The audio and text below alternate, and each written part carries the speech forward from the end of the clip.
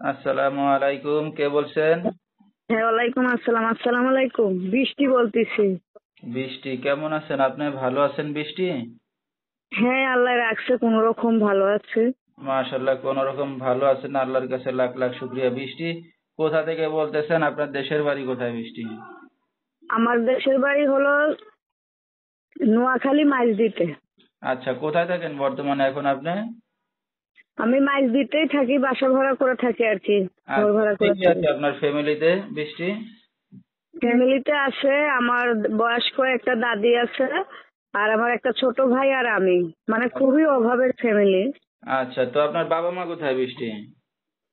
গেলে বাপ মারা গেছে আর আম্মু চলে গেছে, বিয়ে হয়ে গেছে আরেক জায়গায়। আচ্ছা, তো বৃষ্টি কি করেন বর্তমানে এখন আপনি? আমি এখন বর্তমানে সংসার চালাবার মতন কেউ নাই, এজন্য আর কি বাসা বাড়ির কাজ করি। আচ্ছা, ঠিক আছে। তো বৃষ্টির বিয়ে শাদী হয়েছে কিনা আপনার? না না, আমার কোনো বিয়ে শাদী হয়নি।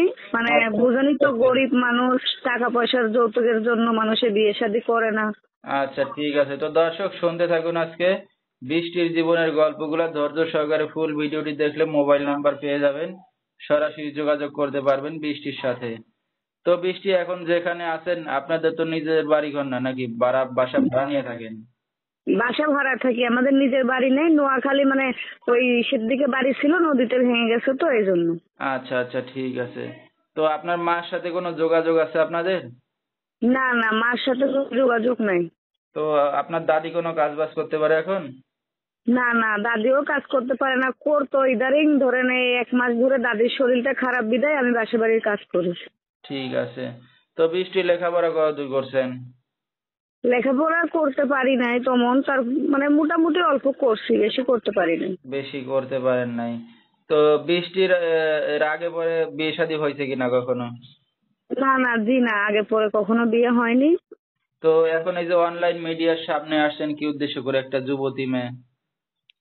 এই মানে এই মিডিয়ার সামনে আসার আমার কোনো ইচ্ছে ছিল না, তারপরেও আসছি। যদি একজন ভালো মনের মানুষ পাই, যে আমাকে যৌতুক ছাড়া বিয়ে করবে, আমার পাশে থাকবে, এরকম একজন মানুষ পেলেই হবে, আর বেশি কিছু চাই না। তো যৌতুক টাকা পয়সা ছাড়া এখন যদি কেউ আপনাকে বিয়ে শাদী করে, আপনি রাজি হবেন? হ্যাঁ, অবশ্যই রাজি হব। আচ্ছা, ঠিক আছে। তো আপনার এই ভিডিওটা অনলাইনে দর্শকদের মাঝে চলে যাবে। তো হুম। আমাদের দর্শক ভাইরা আপনার সাথে কিভাবে যোগাযোগ করবে? ওই মানে আমার মোবাইল নাম্বারটা আপনি বলে দিলে ভালো হতো আর কি, ভিডিওর ভেতরে। আচ্ছা, ঠিক আছে। তো দর্শক, আমরা শুনতেছিলাম বৃষ্টির জীবনের গল্পগুলা। যেহেতু বাবা মা নাই বর্তমানে, এতিমই বলতে গেলে। তো তার এখনো বিয়ে শাদী হয় নাই, একটা অবিবাহিত যুবতী মেয়ে। তো সব মেয়েরাই আসলে বয়স হলে বিয়ে শাদী করতে চায়। তো বৃষ্টির এখন ঘর সংসার করার ইচ্ছা আছে। তো কেউ যদি তার পাশে এসে দাঁড়াতে চান বা দায়িত্ব নিতে চান, বিয়ে শাদী করতে চান, সরাসরি এই নাম্বারে যোগাযোগ করলে বৃষ্টিকে পেয়ে যাবেন। 01338549963, এই নাম্বারটাই হলো বৃষ্টির। তো বৃষ্টি, আপনি নিজে কাজ বাজ করেন, তো রাত বিরাতেরও অনেক দর্শক আপনাকে ফোন দিবে, কোনো সমস্যা হবে? জি না, জি না, কোনো আচ্ছা সমস্যা নেই। আচ্ছা। তো আমরা অনুষ্ঠানের একবারে শেষ পর্যায়ে, আপনার আর কিছু বলার আছে কিনা দর্শক ভাইদের উদ্দেশ্য করে? আর কিছুই বলবো না, মানে বলবো যাতে কেউ ফোন দিয়ে খারাপ কথা না বলে, যাতে সবাই, যারা 1000 জন্য একজন যাতে আমার পাশে খাড়া। আচ্ছা, ঠিক আছে। তো দর্শক, বিস্তারিত জানতে সরাসরি